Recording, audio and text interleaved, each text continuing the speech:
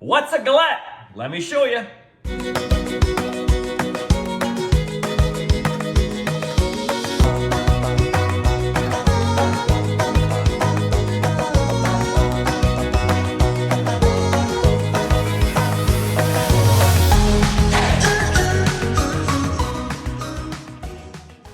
Hey, Chef Dez coming at you from my kitchen again. And yeah, we're gonna make a galette.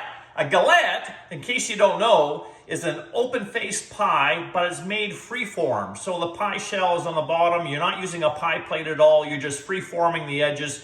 And it can be savory, it can be sweet. It's whatever you want to do. Today, we're gonna do a nice savory one with goat cheese and tomato and corn, and I call it my tomato and corn galette. And really, it's not that difficult, and man, it is so tasty. Let me show you how to do this. So we're gonna start off with 1.5 cups of grape tomatoes that I've sliced in half, and I slice them lengthwise, so it looks better for presentation. What I have here, just to make it a little bit more intense tomato flavor, are oil-packed sun-dried tomatoes. And you can see that they're sliced already. And what I'm gonna do is take this strainer and I'm going to use that oil instead of just draining it off and discarding that oil. We're actually gonna use the oil in the recipe. So make sure that drains really, really well on top of those tomatoes. And we'll just set that aside. And then on those tomatoes as well, we're gonna do a tablespoon of balsamic vinegar. Now you can make a galette by just using this filling in the galette, but because we added the vinegar in there, it's going to be too wet, and the tomatoes themselves have a lot of moisture. So I want to cook this off, and we're going to do that right now. So get a non-stick pan, medium-high heat, and then we're going to place that mixture of tomatoes, the oil from the sun-drieds, and that balsamic vinegar in the pan. And we're going to let that cook down for about 3 or 4 minutes on medium-high heat. And what you're looking for is for that moisture to be almost gone. We don't want them completely dry, but we don't want it sloshy like this, okay? We want to cook out some of the flavor of the tomatoes. And what we're basically doing is evaporating the water content from the vinegar, from the tomatoes, and it's just going to have it more intensely flavored in our galette. So we'll just let that go, and I'll show you what it looks like when we're done. You'll hear our tomatoes sizzling in the background, but what we're going to do is prepare the goat cheese filling. Okay, so we have 150 grams of soft unripened goat cheese. We're going to take about 6 large basil leaves. I got this from my plant outside. We got it from a friend of ours, and I'm just going to roll those basil leaves up just so we don't bruise them, and slice them really, really thin. There's my oven preheated, and just rough chop them a little bit after that. And we're going to take those basil leaves and add it to the goat cheese. Let's have a look at our tomatoes. All right, they're coming along nicely. So just as they're cooking for those 3 or 4 minutes, just toss them around a little bit. You can still see that there's still quite a bit of liquid in the pan, and the liquid's starting to come out of the tomatoes now. Just let that go for a little bit longer. To that goat cheese and basil, we're gonna add 1 large BC egg. Always remember that every single large BC egg has 14 key nutrients, all 9 essential amino acids, 6 grams of the highest quality protein you can get, and 1 egg, it's only 80 calories. But we really need this egg in here to create a binder for the base of this galette. So we're just going to add that to our goat cheese. And to that mixture, we're gonna add a little seasoning, so some salt, and pepper. And we're gonna wanna bring this together. Bust up that goat cheese. It's gonna be a little bit hard, especially if it's cold. And then mix everything very, very well. And we'll just set this aside until we have our pastry ready to go. All right. Let's check on our tomatoes. Now we're there.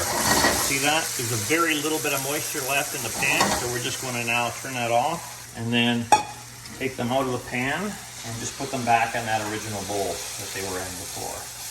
And just take a spatula and get all that nice caramelized goodness out of the pan. Now we gotta do the pie pastry. You could buy a pre-made pie shell from the store, frozen, just thaw it and roll it out. You wanna have about 12 to 13 inch diameter, or you can make our perfect pie pastry, and the recipe is at bcegg.com. And that's what I've done today.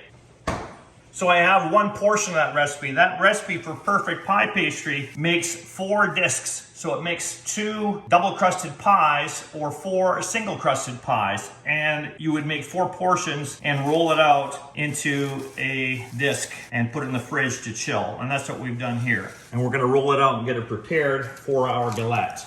To make it a little bit easier so it doesn't stick to the counter or to the rolling pin, I have some wax paper here. And I'm just gonna put a little bit of flour on the wax paper. This is a little trick for you to make sure your pastry doesn't get stuck everywhere. And then take it off the plastic wrap and put it there. We're gonna add a little bit more flour on top. Not a lot, just to keep it from sticking.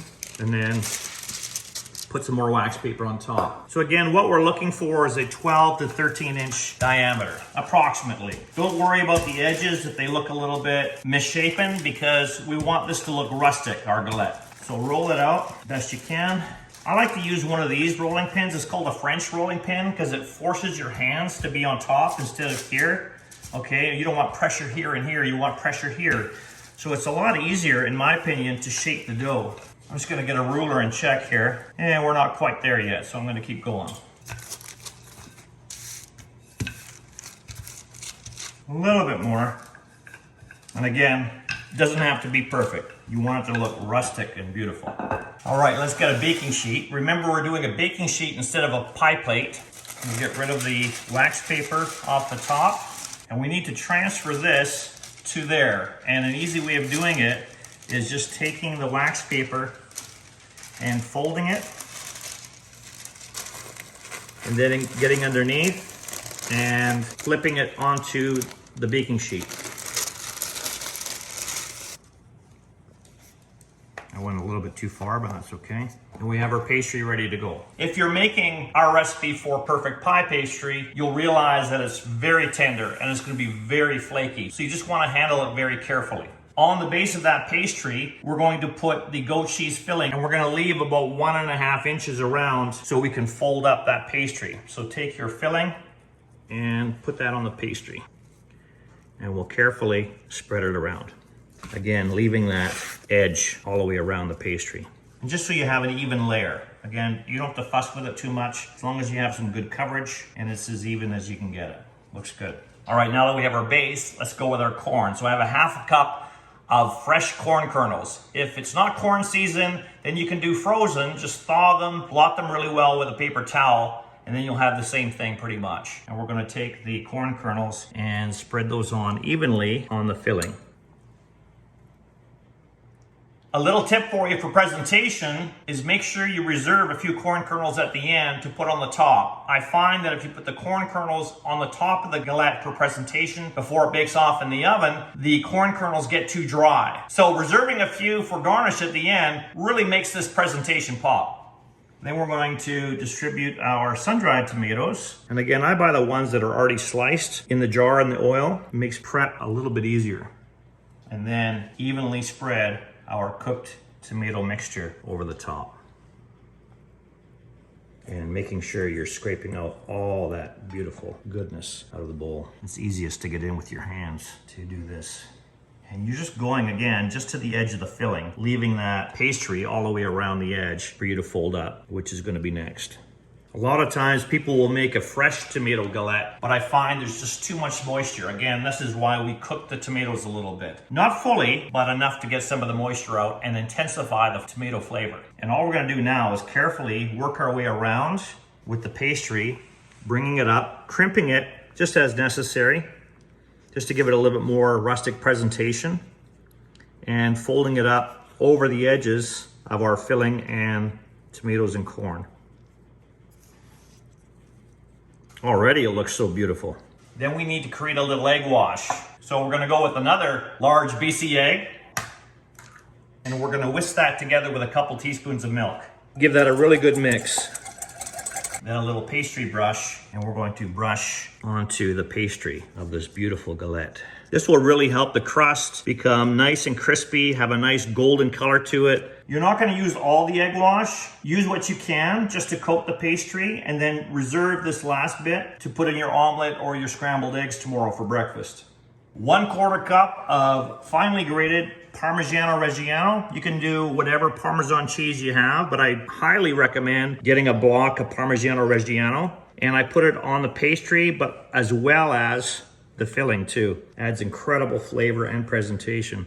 And then finish with a little bit of flaky sea salt on the crust and the tomatoes, and lots of fresh cracked black pepper. You can see how this is going to enhance the presentation of this galette. In our preheated oven, 400 degrees convection or 425 conventional, we're gonna bake this off until it's golden brown on the edges and golden brown on the underside. Approximately 30 to 35 minutes. It's important for it to get brown on the underside so it'll stay together once you cut it into wedges. All right, let's let her go.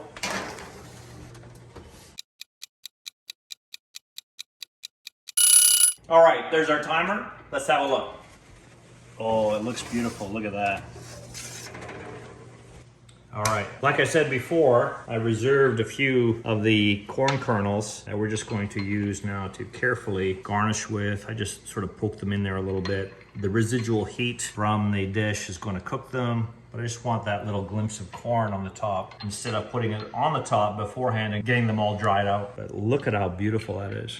All right, you don't have to be too fussy about it. Just place them wherever. All right. Now the hardest part is waiting to cut this. You need to let this cool on the pan until almost room temperature. Even chill it if you want to. You're gonna wanna make sure it's cooked on the bottom, and what you can do, you can take a sneak peek with a little flipper or something, have a look, or when you take it from the oven, it should slide easily, and that will tell you it's cooked on the bottom as well. And that will be important for when you do cut this into wedges. I cut this into about 6 wedges, so cut it in half, then 3 on each side. And this makes a great appetizer, a brunch item, a side dish. You could even serve this as a main course with a side salad. But you are thoroughly gonna love this tomato and corn galette. Make sure you check out the full recipe at bcegg.com and a whole bunch of other great tips and tricks. And this is Chef Dez, corporate chef of BC Egg, signing out. Where are you getting your protein from?